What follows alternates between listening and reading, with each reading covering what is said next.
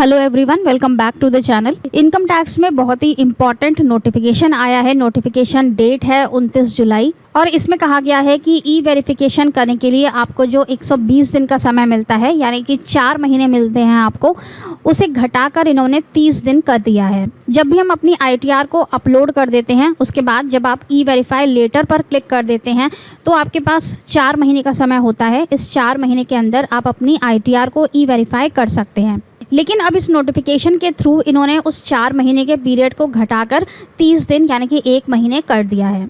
लेकिन ये नोटिफिकेशन कब से एप्लीकेबल हो रहा है और किन लोगों के ऊपर एप्लीकेबल हो रहा है वो जानना बहुत ज़रूरी है, तो वीडियो को एंड तक ज़रूर देखिएगा। यहीं पर वीडियो बंद मत कर दीजिएगा। बहुत इंपॉर्टेंट नोटिफिकेशन है और इसे समझना बहुत ज़रूरी है। तो चलिए देखते हैं कि इस नोटिफिकेशन में क्या कहा गया है। सबसे पहले पैराग्राफ में इन्होंने बताया है कि असेसमेंट ईयर 9-10 से इन्होंने ये प्रोविज़न शुरू किया था कि ई वेरिफिकेशन का जो समय होता था वो 1 महीने से हटाकर इन्होंने 4 महीने का कर दिया था। असेसमेंट ईयर 9-10 से पहले ये पीरियड 1 महीने का ही हुआ करता था, लेकिन इन्होंने उस समय इसको अमेंड करके एक प्रेस रिलीज़ इन्होंने इशू की थी। यहाँ पर डेट भी दी गई है कि 27 जनवरी 2010 को इन्होंने एक प्रेस रिलीज़ निकाली थी, जिसमें कि इन्होंने 1 महीने के पीरियड को बढ़ाकर 120 दिन यानी कि 4 महीने का कर दिया था। तो फर्स्ट, सेकंड और थर्ड पैरा में तो इन्होंने यही चीज़ें बताई हैं। इसके बाद जो हमारे काम की बात है वो 4th नंबर पॉइंट से स्टार्ट होती है। 4th नंबर पॉइंट में इन्होंने कहा है, It has been decided that in respect of any electronic transmission of return data on or after the date of this notification comes into effect, the time limit for e-verification or submission of ITR-V shall now be 30 days from the date of transmission or uploading the data of return of income electronically। मतलब अगर आप electronic mode से अपनी ITR file कर रहे हैं, अगर आप ऑनलाइन ITR फाइल कर रहे हैं, तो अब आपको ITR-V सबमिशन के लिए या फिर ITR-V ई वेरीफाई करने के लिए सिर्फ 30 दिन का समय दिया जाएगा और जो पहले आपके पास 120 दिन का समय हुआ करता था उसे इन्होंने विड्रॉ कर दिया है। लेकिन ये सभी ITRs पर एप्लीकेबल नहीं है। आगे हम देखेंगे कि कौन सी ITRs पर ये 30 डेज़ का टाइम पीरियड एप्लीकेबल होगा। इसके बाद 5th नंबर पॉइंट में कहा है, It is clarified that where the return data is electronically transmitted before the date on which this notification comes into effect, the earlier time limit of 120 days would continue to apply in respect of such returns। जिस date को ये notification issue हो रहा है उस date से ये 30 days का पीरियड एप्लीकेबल माना जाएगा। अगर आपने अपनी ITR इलेक्ट्रॉनिकली सबमिट की है और इस नोटिफिकेशन की डेट से पहले आप अपनी ITR सबमिट कर चुके हैं तो आपके केस में 120 डेज़ का ही टाइम पीरियड कंटिन्यू रहेगा और आप 120 दिन के अंदर अपनी ITR को ई वेरीफाई कर सकते हैं। आगे देखेंगे कि नोटिफिकेशन की डेट क्या है।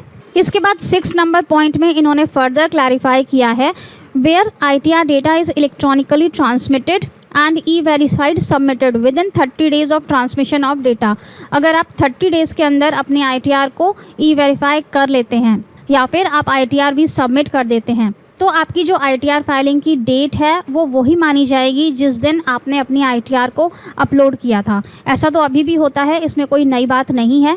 जब भी आप अपनी ITR को ई वेरीफाई कर देते हैं तो जो आपकी डेट सबमिशन की थी, जब आपने सबमिट किया था अपना ITR अपलोड किया था, वही डेट आपकी ITR फाइलिंग की डेट मानी जाती है। इसके बाद दूसरे पॉइंट में कहते हैं, where ITR data is electronically submitted but e verified beyond the time limit of 30 days of transmission of data, in such cases date of e verification और ITR-V submission shall be treated as the date of furnishing the return of income and the consequences of late fee shall follow. इसमें कहा गया है कि अगर आप अपनी ITR को 30 डेज़ के अंदर वेरीफाई नहीं करते हैं और आप 30 डेज़ के बाद ITR को वेरीफाई करते हैं या फिर आप ITR-V को सबमिट करते हैं, अगर आप पोस्ट के थ्रू सबमिट कर रहे हैं, तो आपकी ITR फाइलिंग की डेट वो नहीं मानी जाएगी जिस दिन आपने अपनी ITR को अपलोड किया था। आपकी ITR फाइलिंग की डेट वो मानी जाएगी जिस दिन आपका ITR ई वेरीफाई होगा। And consequences of late filing of return shall follow. तो यहाँ पर आपको दोबारा से लेट फीस भी लग जाएगी अगर आपने टाइम एक्सीड कर दिया है।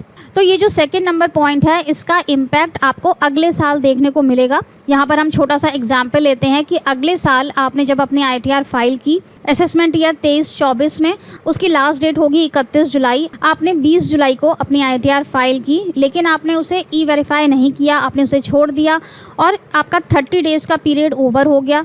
मान लेते हैं कि आपने 31 अगस्त को अपनी ITR को E-वेरीफाई किया, तो क्योंकि आपने 30 डेज़ का पीरियड यहाँ पर एक्सीड कर दिया, तो आपकी जो रिटर्न फाइलिंग की डेट है वो 20 जुलाई नहीं मानी जाएगी, वो 31 अगस्त ही मानी जाएगी। और तब आपके ऊपर लेट फीस के चार्जेस लग जाएंगे, क्योंकि वो आपकी एक बिलेटेड ITR मानी जाएगी, ना ही ओरिजिनल ITR। तो ये सेकंड नंबर पॉइंट का मतलब यही है कि अगर आपने 1 महीने के अंदर अपनी ITR को E-वेरीफाई नहीं किया तो आपके ऊपर लेट फाइलिंग के चार्जेस लग जाएंगे। अब बात करते हैं कि ये नोटिफिकेशन लागू कब से हो रहा है, एप्लीकेबल कब से हो रहा है। तो इसमें नोटिफिकेशन में यहाँ पे दिया हुआ है, this notification shall come into effect from 1 August 2022। तो आज के दिन जो भी ITRs फाइल होंगी या फिर आज के बाद जो भी ITR फाइल होंगी, उन सब के लिए ये नोटिफिकेशन एप्लीकेबल है।